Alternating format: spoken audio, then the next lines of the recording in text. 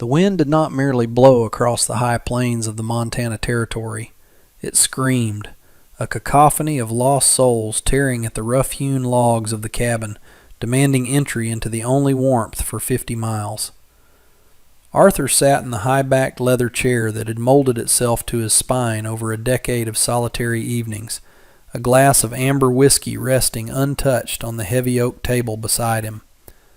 The fire in the hearth was a roaring beast, snapping and hissing as it consumed the pine logs, casting long, dancing shadows against the walls that housed nothing but ghosts and silence. Arthur was a man etched by the land, his face a map of harsh winters and unforgiving suns, his eyes the color of steel tempered in a forge, carrying a weight that usually kept the world at a distance. He had come here to forget the noise of civilization, to bury a past that refused to stay dead. But tonight, the storm outside felt personal, a violent assault on his carefully constructed fortress of solitude. The snow was piling up against the door, drifting halfway up the windows, turning the world outside into a blinding white void where direction and hope ceased to exist. He was just about to rise and dampen the fire for the night, resigning himself to the howling dark, when a sound cut through the gale, a sound so faint, so fragile, that he initially dismissed it as a trick of the wind or a branch snapping under the weight of the ice. But then it came again, a rhythmic, desperate thumping against the thick wood of the front door, followed by a silence that was heavier than the storm itself. Arthur did not hesitate. He moved with the surprising grace of a predator, grabbing the heavy iron latch and throwing his shoulder against the wood to force it open against the drifting snow. The wind hit him like a physical blow, stealing the breath from his lungs and filling the room with a swirling vortex of ice and freezing air. There, collapsed on the threshold, half buried in the white powder, lay a figure so small and broken it seemed impossible that life still clung to it. He dropped to his knees, the snow instantly soaking through his trousers, and scooped the bundle into his arms. It was light, terrifyingly light, like a bird with hollow bones. He kicked the door shut against the screaming night, sealing them back inside the sanctuary of the firelight, and turned to look at what the storm had delivered to his doorstep. Arthur laid the stranger on the bearskin rug before the hearth, his movements urgent but gentle, his large, calloused hands trembling slightly, not from the cold, but from the sudden, jarring intrusion of human fragility into his iron-clad existence. As the firelight washed over the figure, Arthur peeled back the sodden, frozen layers of strange, silken fabric that were woefully inadequate for a western winter. It was a woman. Her hair, black as a raven's wing and slick with melting ice, was plastered to a face that was pale with the blue tint of hypothermia. She was Chinese, a rarity in these parts, her features delicate and etched with a kind of porcelain beauty that seemed entirely out of place in this brutal, unforgiving wilderness. She was shivering violently, her body convulsing in shock, and Arthur knew he had to get her warm immediately, or the cold would claim her even here, inches from the fire. He began to carefully remove the wet outer garments, his eyes respectful but clinical, searching for injuries. But what he found beneath the ruin of her silk dress made his breath hitch in his throat and his blood run cold in his veins. Her skin, which should have been smooth, was a canvas of cruelty. Violently purple bruises bloomed across her ribs and shoulders, dark and angry against the pale flesh. Marks that were unmistakably the result of a heavy hand. But it was not just the bruises that froze him, it was the scars, thin, white lines crisscrossing her back and arms, old wounds layered beneath fresh horrors, telling a story of prolonged, systematic suffering. Around her left ankle, the skin was raw and chafed, a circular band of abrasion that suggested she had been shackled or tied for a long time. Arthur had seen men die of gunshot wounds, had seen cattle torn apart by wolves, had seen the worst of what nature could do to a living thing. But this was different. This was the deliberate malice of a man. A surge of dark, protective fury rose in his chest, a feeling he hadn't experienced in years, hot and suffocating. He quickly grabbed the heavy wool blankets from his bed, wrapping her tightly, creating a cocoon of warmth, and then hurried to heat water in the kettle, his mind racing with the implications of her arrival. Who had done this? And how far had she run, bleeding and freezing, to escape them? The hours bled into the night, the storm outside raging with undiminished fury, while inside the only sound was the crackle of the fire and the ragged, shallow breathing of the woman on the floor. Arthur sat beside her, watching the rise and fall of her chest, his own heart beating a slow, heavy rhythm of vigilance. Sometime deep in the witching hour, her breathing changed, hitching suddenly, and her eyes flew open. They were dark, terrified, and darting around the room like a trapped animal seeking an exit that didn't exist. She tried to scramble backward, away from the heat, away from him, a whimper escaping her throat that sounded more like a wounded creature than a human being. "Easy," Arthur said, his voice a low rumble, rough from disuse but laced with a gentleness he didn't know he still possessed. He held up his hands, palms open, showing he held no weapon, no malice. "You're safe. You're in my cabin. The storm caught you." The woman froze, her back pressed against the rough legs of his heavy table, her eyes wide and fixed on his face, searching for the deceit she evidently expected from any man. She did not speak, her chest heaving, her hands gripping the wool blanket so tightly her knuckles were white. Arthur moved slowly, pouring a cup of the warm broth he had prepared, the steam rising in curling ribbons between them. He slid the cup across the floorboards until it rested halfway between them, then retreated back to his chair, giving her the space she desperately needed. "Drink," he urged softly. "It will help the cold." She stared at the cup, then back at him, her gaze dropping to the bruises on her arms, then returning to his face with a look of confusion. He wasn't shouting. He wasn't striking her. He was simply sitting there, a mountain of a man in the flickering light, waiting.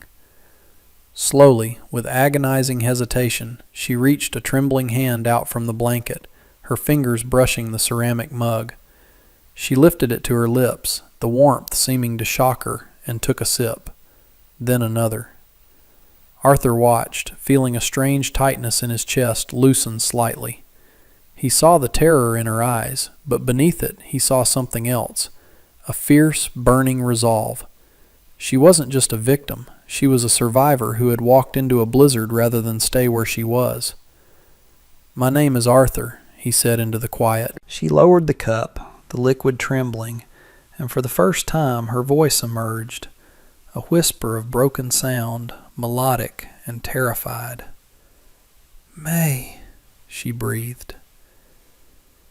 The morning brought no relief from the weather. If anything, the world had been erased completely by a wall of white that pressed against the windows, sealing the cabin into a twilight gloom. Arthur moved about the small space with practiced efficiency, stoking the fire and checking the larder, acutely aware of May's eyes following his every movement.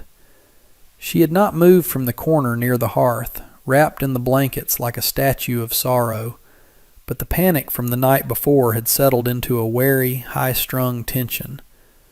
She flinched when he dropped a piece of firewood, her body curling in on itself instinctively, a reflex born of conditioned fear.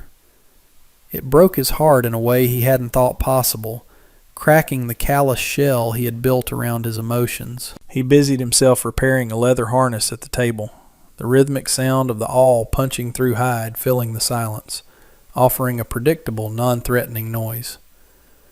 "The snow is too deep," Arthur said without looking up, addressing the unspoken question hanging in the air. "We are snowed in, maybe for days." He paused, glancing at her. "No one can get up here, and no one can get down." He saw her shoulders relax, just a fraction, at the news. The isolation that usually plagued him was now her greatest comfort. It meant safety. It meant the demons chasing her could not cross the threshold. May watched his hands, strong, scarred hands that worked with precision and patience. They were hands capable of violence, she knew that. She had seen the rifle by the door and the knife at his belt. but they moved with a care that confused her. Her husband Lee had hands that were soft, uncalloused by labor, yet they inflicted pain with a creativity that made her soul shrivel. Why was a powerful merchant, a man who owned people the way Arthur owned cattle, and he had bought her as an ornament, a thing to be broken and displayed. He will come, May said suddenly, her English heavily accented but clear, the words dropping into the room like stones. Arthur stopped working, laying the leather strip down on the table. He turned his chair fully toward her, his expression darkening. "Who?" he asked, though he already knew the shape of the answer. "Lie," she whispered, the name sounding like a curse. "My husband. He thinks I am his property. He does not lose his property." Arthur looked at the fire, the flames reflecting in his steel-gray eyes. "He won't find you today," Arthur said, his voice dropping an octave, resonating with a dangerous promise. "And when the snow clears, let him come. This is my land, and you are under my roof."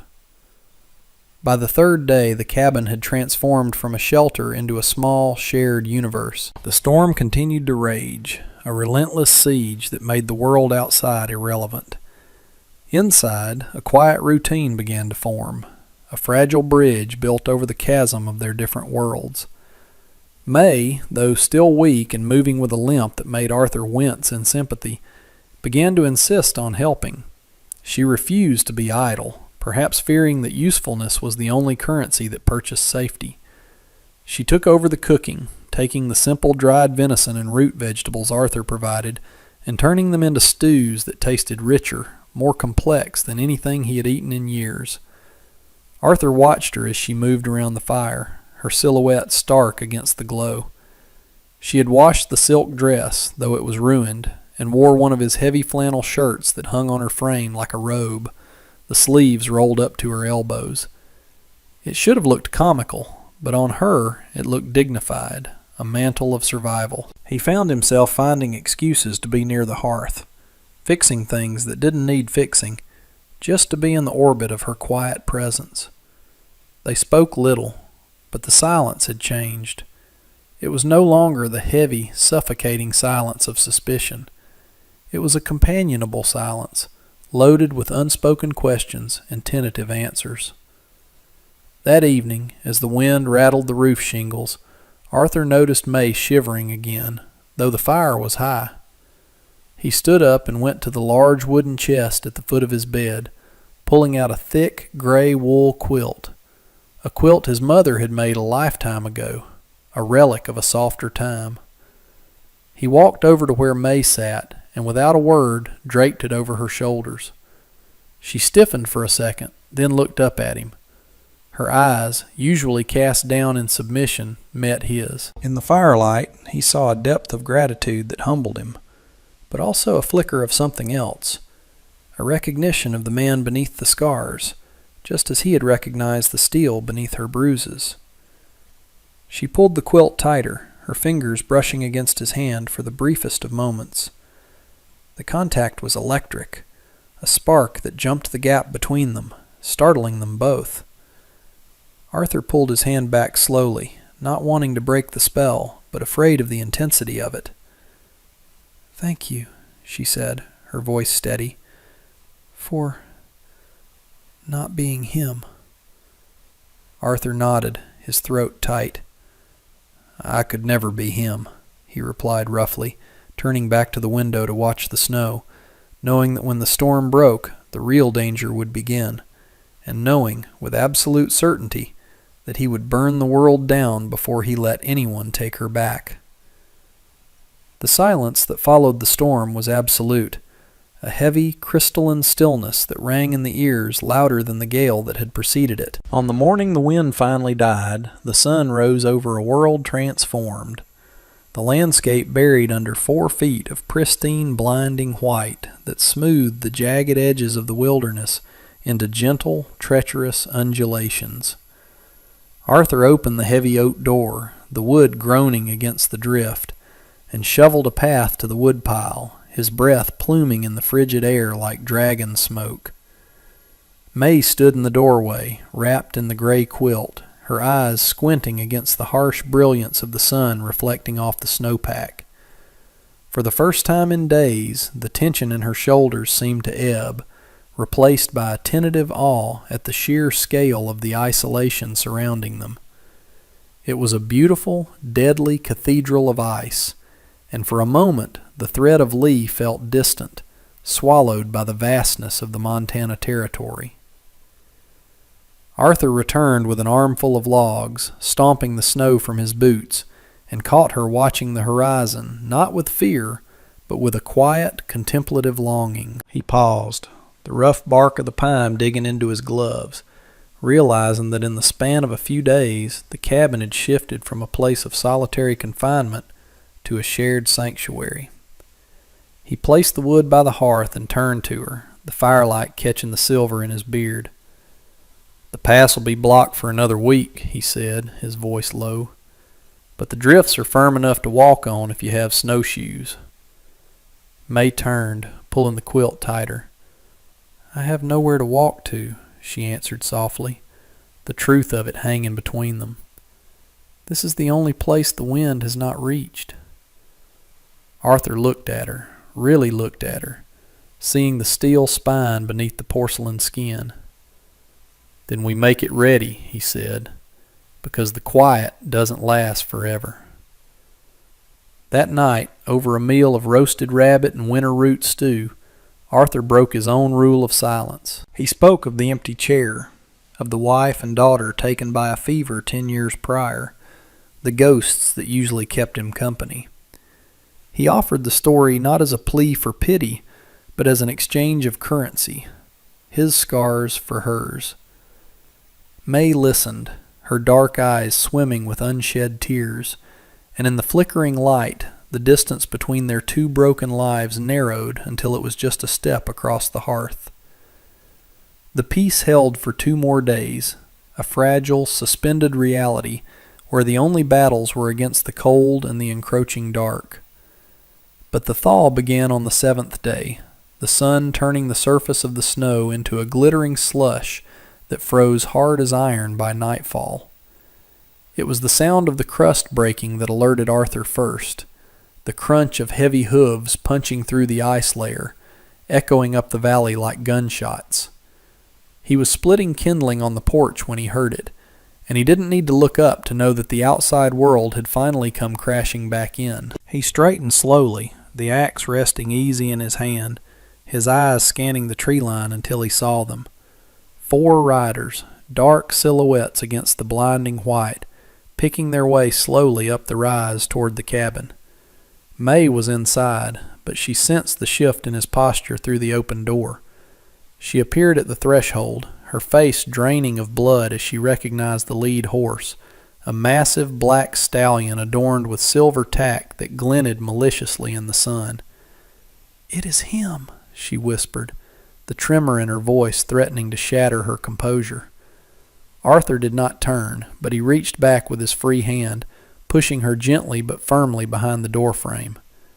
"Go inside," he commanded, his voice devoid of fear, filled only with a cold, terrifying calculation. "Load the rifle. Do not come out unless I tell you." May hesitated, her hand gripping his sleeve, her eyes wide with terror. "He will kill you," she breathed. Arthur looked at her then, his eyes hard as flint. "He can try," he said, "but he's not on his land anymore. He's on mine." He stepped off the porch, planting his boots in the snow, a singular, immovable object between the approaching riders and the woman trembling in the shadows of his home. He waited, the axe handle warm in his grip as the riders drew rein 10 yards away, the steam from their horses confusing the air between them. Lee sat atop his horse with the arrogance of a king surveying a rebellious province, his fine silk coat lined with fur, a stark contrast to Arthur's rough-spun wool and leather. He was a handsome man, in a sharp, cruel way, his face unlined by the hardships that defined Arthur, his hands gloved in soft kid skin. He looked at Arthur with a sneering dismissal, his gaze flicking past the rancher to the cabin door. "You have something of mine," Lee said, his English perfect, clipped and cold. He didn't ask. He stated, as if the return of his property was a foregone conclusion. Behind him, 3 hired guns shifted in their saddles, hands resting casually near the revolvers at their hips. Arthur didn't blink. He stood with his feet shoulder-width apart, the axe resting head down in the snow, a posture of relaxed lethality. "I have nothing of yours," Arthur rumbled, his voice carrying effortlessly across the clearing. "I have a guest, and she isn't leaving." Lee laughed, a sharp barking sound that had no humor in it. "She is my wife," Lee spat, the veneer of politeness slipping to reveal the rage beneath. "She is my property. I paid for her, I own her, and I will take her back. Step aside, old man, or I will burn this shack down around your ears." Arthur took a slow breath, the air tasting of pine and impending violence. "She walked through a blizzard to get away from you," Arthur said, his voice dropping to a growl. "You put marks on her that no man has a right to put on a woman. You want her? You have to step down off that horse and walk through me." The silence stretched, tight as a bowstring. Lee's face twisted, his pride stung by the defiance of this dirt-poor rancher. He signaled to the man on his right, a subtle nod. The hired gun went for his pistol, but Arthur was faster. In a blur of motion, he kicked the axe up, catching the handle and hurling it in a spinning arc. It struck the gunman in the shoulder, knocking him from the saddle with a scream before his weapon could clear leather. Chaos erupted. The gunshot that followed cracked the air like a whip, but it didn't come from the riders. From the cabin window, a puff of smoke bloomed as May fired Arthur's Winchester, the bullet striking the ground inches from Lee's horse, causing the stallion to rear violently. Lee fought for control, shouting curses in Cantonese, while the other 2 hired hands struggled with their spooked mounts. Arthur used the distraction to close the distance, pulling the heavy Colt revolver from his belt. He didn't fire wildly. He was a man who counted every bullet. He put a round into the leg of the second rider, sending him toppling into the snow, and leveled the gun at Lee, who had finally brought his horse under control. The remaining hired hand, seeing the tide turn so abruptly, wheeled his horse around and fled, abandoning his pay for his life. Lee was left alone, staring down the barrel of Arthur's gun, his face a mask of shock and fury. "She is nothing!" Lee screamed, pointing a trembling finger at the cabin. "She is broken goods!" Arthur stepped closer, his eyes burning with a cold fire. "She is a human being," Arthur said, his voice shaking with suppressed rage, "and she is done with you." May stepped out onto the porch then, the rifle held steady in her hands, her face pale but resolute. She looked at the husband who had tormented her, who had treated her as less than an animal, and she did not flinch. "Go," she said, her voice ringing clear in the frozen air. "Go and never come back, or the next one will not miss." Lee looked from Arthur's grim visage to May's newfound strength, realizing that his power here had evaporated. He was outnumbered not by guns, but by a will stronger than his own. With a snarl of impotent rage, he wheeled his stallion around and galloped back down the trail, disappearing into the glare of the snow. Arthur watched the trail long after Lee had vanished, the adrenaline slowly draining from his system, leaving behind a deep, aching exhaustion. He turned to find May still standing on the porch, the rifle lowered, her body trembling now that the danger had passed.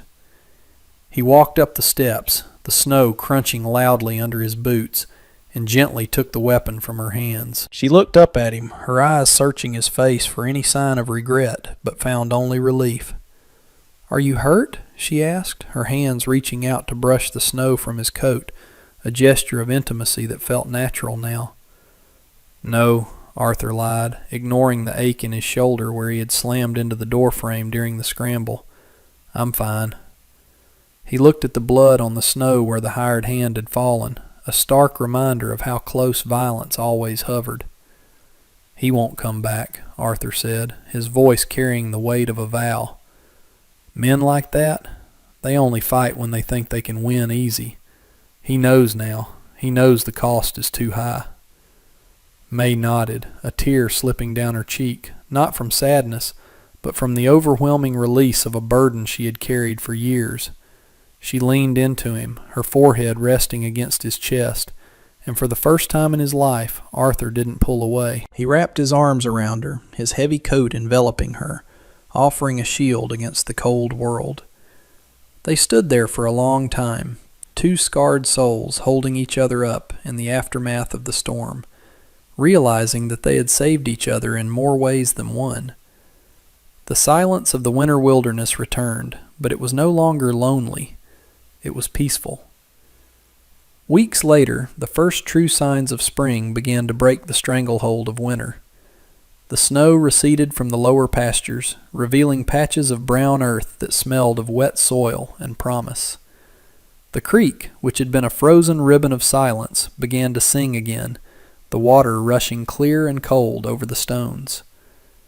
Arthur stood by the corral fence, repairing a rail, the sun warm on his back.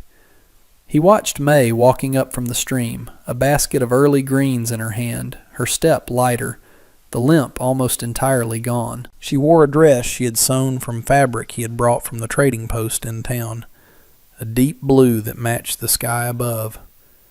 She stopped when she saw him watching, a small, genuine smile gracing her lips, a sight that still felt like a miracle to him. She didn't look like a stranger anymore. She looked like she belonged to the land and to the life they were building. The scars were still there, on her skin and in his heart, but they were no longer open wounds. They were maps of where they had been, reminders of the strength it took to survive. Arthur put down his hammer and walked to meet her, the air between them charged with a quiet, enduring love that didn't need grand declarations. He took the basket from her, his hand brushing hers, and they turned together toward the cabin. It wasn't a palace, just logs and mortar, but as the chimney smoke drifted lazily into the blue sky, Arthur knew it was finally, truly, a home. They had weathered the worst the world could throw at them, the blizzard, the violence, the past, and they had come out the other side, not just alive, but whole.